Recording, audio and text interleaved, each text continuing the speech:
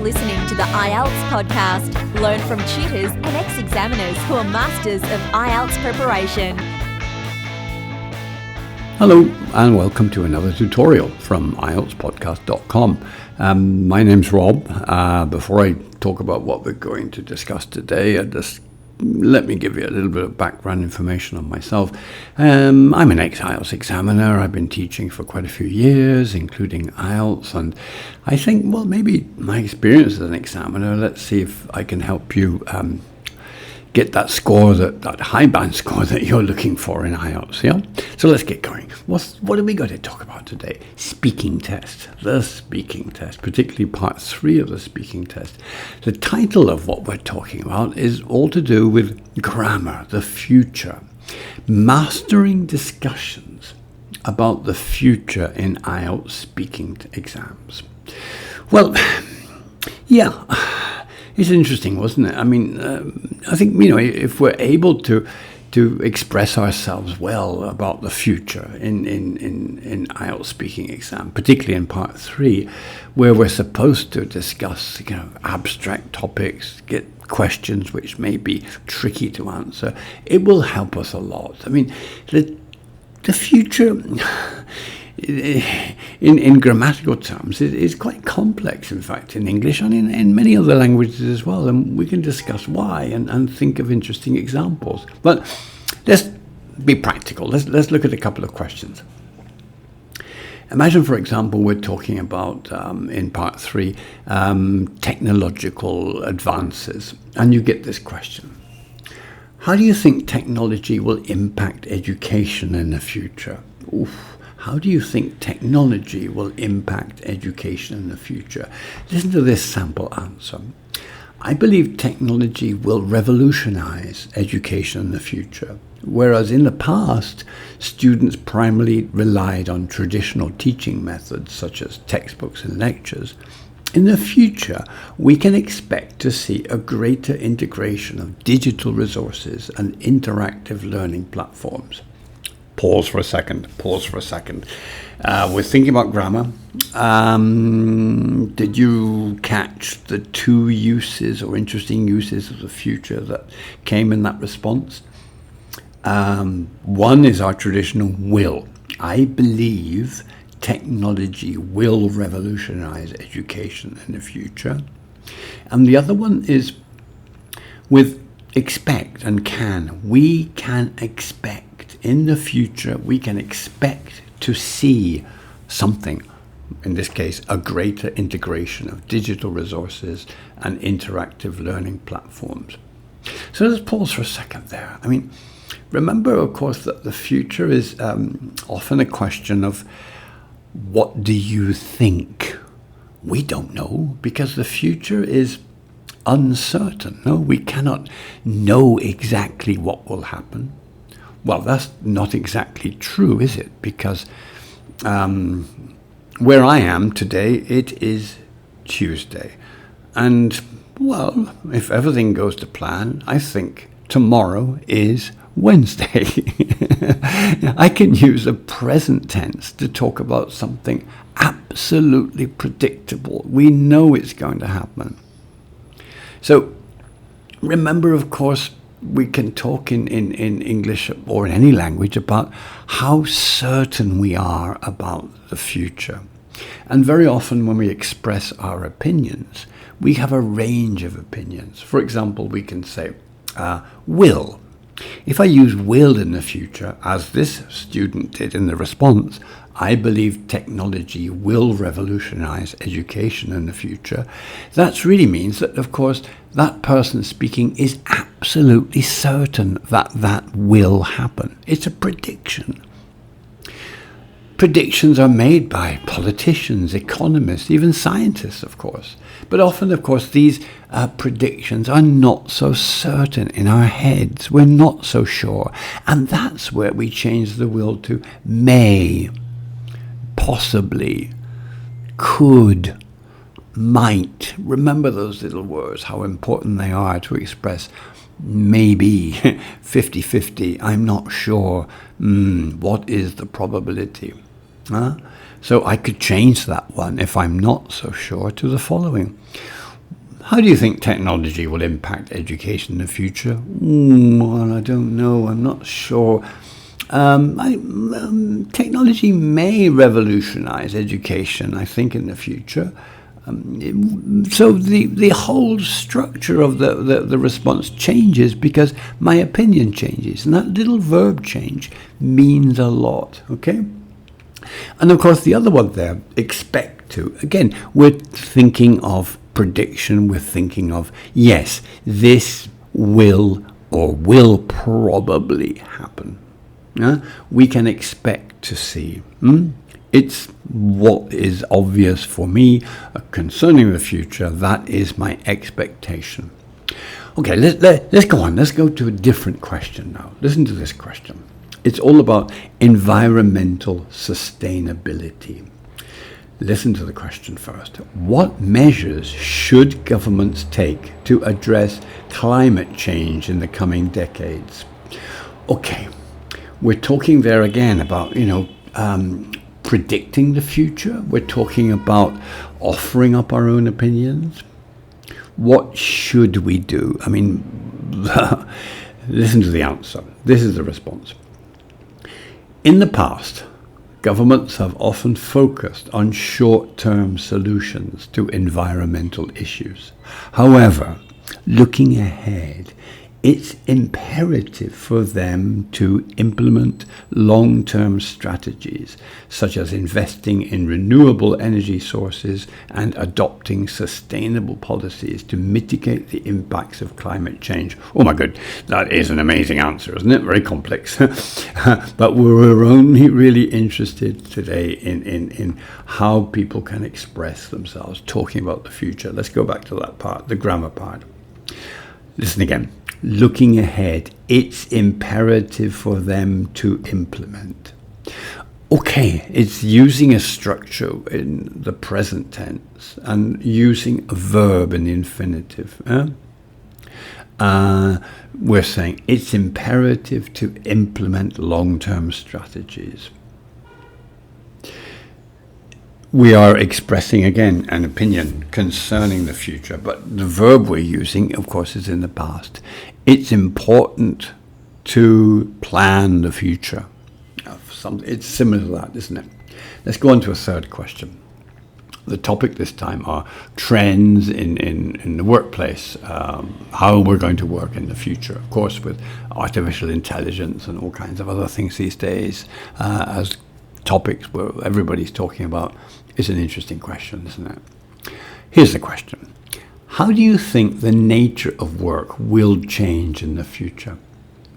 Response. The future of work is likely to undergo significant transformations. While in the past traditional employment models prevailed, we can anticipate a shift towards remote work arrangements and the gig economy, where individuals have more flexibility and autonomy in their careers. Okay, these are not, real answers. These are, perfect imaginary answers, because we're looking at particular aspects of part 3 speaking today. The future tense. How do we express the future? Before I mentioned in our first case the idea of making predictions through what we call a modal verb. Modal verbs are our little friends, It will happen, it may happen, it could happen, it might happen, it won't happen. Different degrees of certainty in my mind. Now, I'm not inventing this. People don't invent, or sometimes we do, but usually we're using experience and knowledge of the world to make these predictions. Economists use that all the time, don't they? They are constantly using these kinds of verbs to predict what will happen. We imagine that in the second quarter of the year, profits will rise by 10%. We imagine, we predict. In this case, there's an interesting use of a verbal structure in English, which is very, very, very important and very useful for us. Listen again. The future of work is likely to undergo significant transformations. Something is likely to, and then our verb, likely to happen. We're talking there about an expression of probability. I'm saying that this will probably happen. We have these choices. Listen again, I can say things are, in my opinion, absolutely 100% certain to happen. Simple example. I don't know, sport, a football game. All right. I'm going to say, we will win. Very certain. We will probably win. Oh, yeah, I'm pretty sure. Not absolutely certain. Think of it in a more complex structure. It is. Now, that introductory kind of odd subject, it is likely that we will win. It is likely that we will win. Or we can use this in singular or plural, we are likely to win. The future of work is likely to undergo significant transformations. It is likely that the future of work will undergo. It is likely, or it is likely, or is likely to.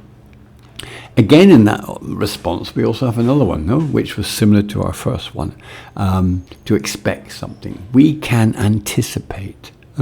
Can, that idea of yes, we are able to do that. We are able to do that based on our knowledge of the present and future trends. So in the future, what can we predict? Yes, for work, for example. Well, I can imagine a world where people are, what do they call it these days, working in a hybrid fashion. Hybrid, spending, 2 or 3 days in the office and 2 or 3 days during the working week at home. And I think, work is likely to change in other ways too. I think that in the future, people will probably work a 4-day week. I think it's happening now, isn't it? Because very often when we predict the future, we're talking about what is really or has happened and is happening now in some places. So let's go over some of these grammar points again. Before I do, let's pause a second, because this is quite a heavy grammar session, isn't it? I mean, my grammar session is important, I think, for you because what about your grammar? How are you getting on? And what kind of feedback are you getting on your essays and on your speaking? Don't forget that a lot of students these days, the smart ones, and we're all smart, aren't we, are using tools and not information to able to get their high band scores in IELTS. So they're switching to things like the AISA Checker on IELTSPodcast.com, where you can send in your essays, write your task 1, task 2 essays, whether it's for general training or of course the academic version, and get an instant, I think it's a maximum 48 hours, I could be wrong, maybe it's less, should be less now I guess. You get it back immediately, almost immediately, instant kind of feedback, telling you where you're doing things right, and of course, much more important, pointing out the errors that you make, showing you the way to improve your score. That is so important. So sign up today. Get in there and sign up on the website, IELTSPodcast.com. Check out that AISA Checker and also, other things you've got there. A lot of the stuff on the website is completely free. Other things, I'm not too sure how it works. You have to check it out yourself. Just get in there and do that, okay? So let's go back. Grammar, talking about the future. As I said before, referring to the future, it's a complex world, because let's go back over some basic things there. We've got the future when it's almost immediate, it's planned. I know what my plan is. I think we have two choices there. At its most extreme, we can use the present tense because we have an itinerary. Let's imagine that we're attending a business conference and we're checking over the details of the conference. Okay, today's Tuesday, the conference starts on Thursday and it lasts until Sunday evening. It's a 4-day conference, including the weekend. So, okay, tomorrow what happens? Okay, right, I travel tomorrow and I arrive at 10 o'clock in the morning. I check into my hotel and in the evening I attend the inaugural presentation when we meet at the conference center. Oh, that should be interesting. I should be meeting some old friends there. And the following day, what are we doing? Well, we're starting at 6 o'clock. Oh no, it's so early. Oh no, that's breakfast. Okay, we have breakfast at between 6 and 7. Oh, it is an early start. And the first conference begins at 8 a.m. Okay, so I'm looking through. So I'm using the present tense. I fly. Breakfast starts, etc. And I can also use the present continuous. Okay, we're having breakfast at 8, and then we're having breakfast at 7, and the first talk begins at 8. I'm mixing it up. It's all planned. It's all there. These are the kind of things we learn in English grammar at a fairly early stage in our English courses, no? But we need to go over them again because the future is complex. We can also, of course, use the going to, which again refers to planning things, or maybe perhaps not in the near future, but in the more distant future. Yeah, I don't know this year. Going on holiday? Oh, I don't know. I'm so busy. Maybe later in the year we're going to take a few days off. Maybe a week or so. I'm not really too sure at the moment. So what are you going to do at the weekend? Or what are you doing at the weekend? Remember what are you doing? What are you going to do? Are common. Probably in everyday conversation we're using the present continuous, and maybe for slightly more formal affairs and more distant futures, the going to. And then we've got this other thing, which is incredibly important for us when we're talking of writing about the future and talking about the future, predicting the future.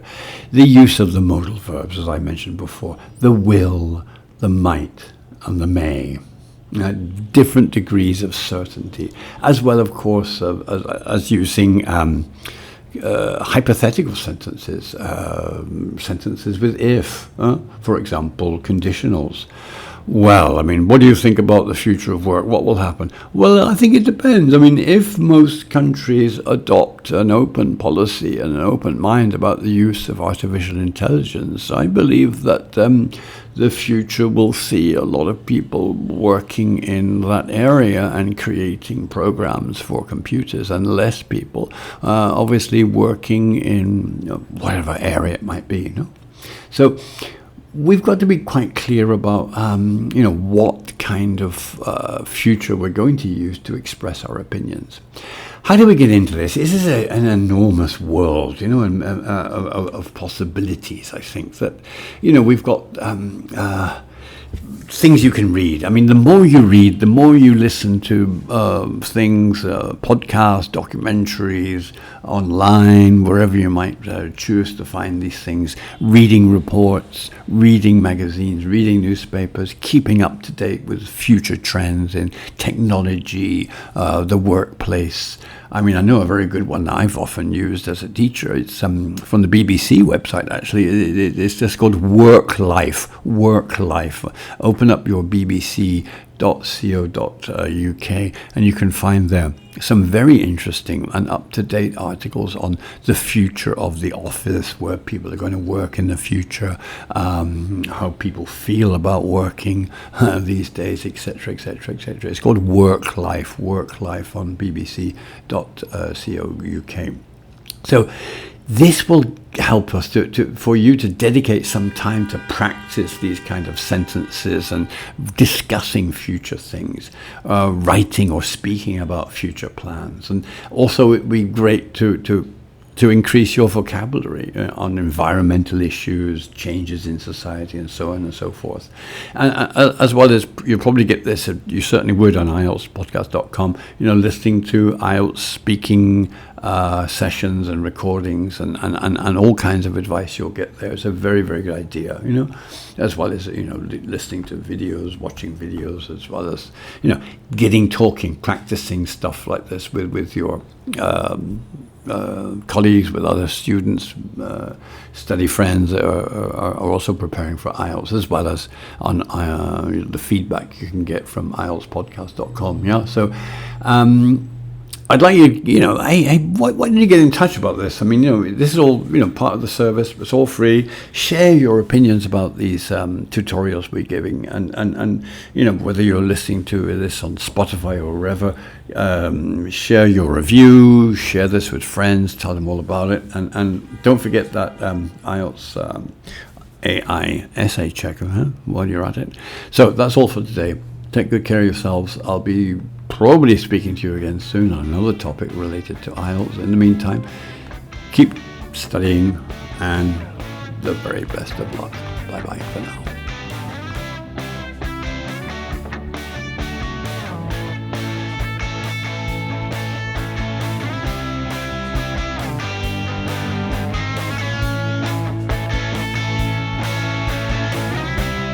Thanks for listening to IELTSPodcast.com.